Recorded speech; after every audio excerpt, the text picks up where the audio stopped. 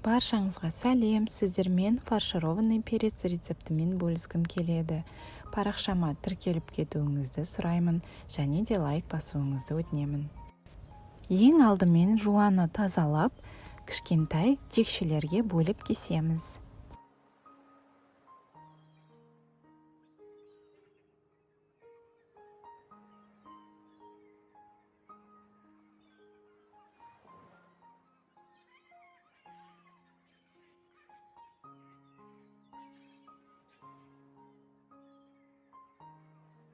Кесілген жуамызды фарштың үстіне саламыз. Мендегі фарш сиыр етінен жасалынған. Әрі қарай петрушканы жақсылап жуып, майдалап кесеміз. Үйіңізде қандай зелень бар, соны қосуға болады. Петрушкамызды да фарштың үстіне қосамыз. Келесі қызанақты сыртын тазалап, кішкентай бөлшектерге кесеміз. Мендегі қызанақ мұздатылған, және де сыртындағы қабығы оңай алынып жатыр. Егерде сізде свежий қызанақ болса, оның үстінен қайнатылған суды құйып, осылай жеңіл тазартып шығуыңызға болады.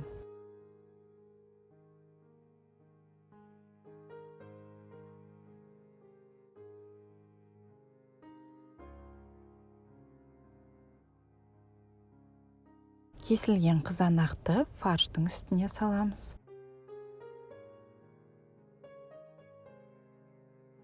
Ендігі кезекте салмасына тұз, қара бұрыш және паприка қосамыз.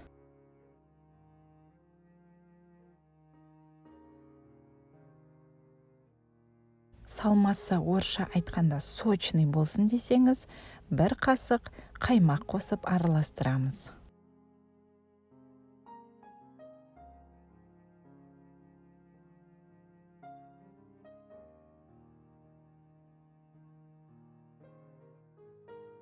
Ендігі кезекте тәтті бұрыштарымызды тазалаймыз.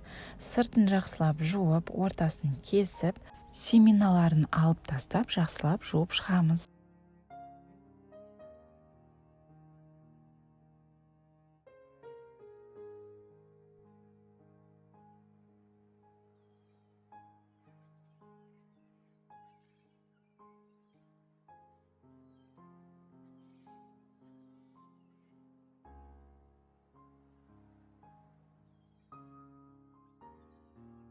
Мінекей осылай болгар бұрыштарын тап-таза қылып тазартып шықтық.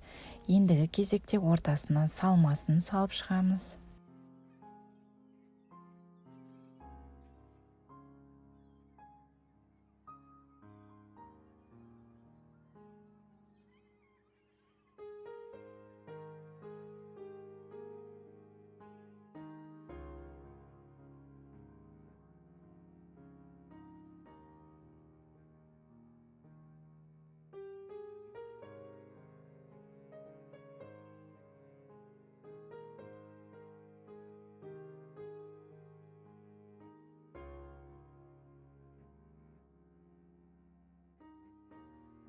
Осылай жабық ыдысқа әдемілеп салып шықтым. Бетінен фольгасын жауып, 180 градусқа қойып, 40-30 минуттай пісіріп шығамыз. Болгар бұрышы жұмсақ болып піссін десеңіз, фольгамен жауып қажеті жоқ.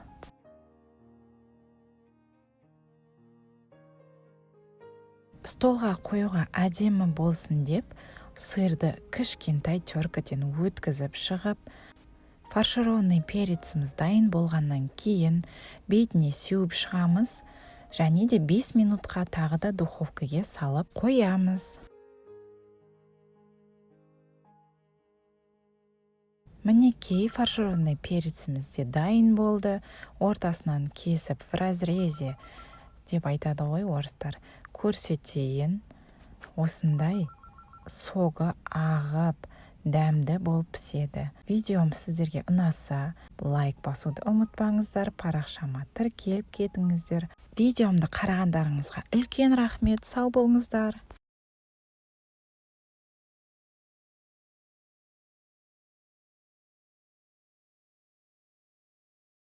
И пишите комментарии. Всем до свидания.